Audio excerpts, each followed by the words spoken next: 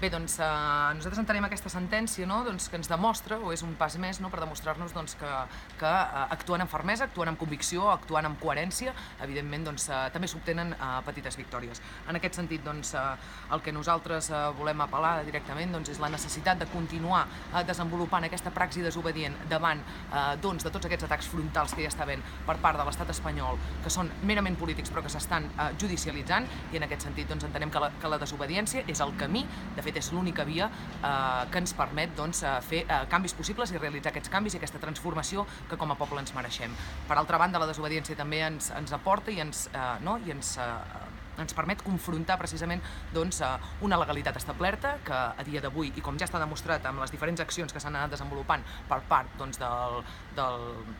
sistema judicial espanyol, són absolutament absurdes, però per altra banda es contraposa amb aquesta legitimitat popular i social que és marcada, que es manifesta en pro de la defensa del dret a l'autodeterminació i de la voluntat de poder-lo posar en pràctica tan aviat com sigui possible en el marc dels Països Catalans.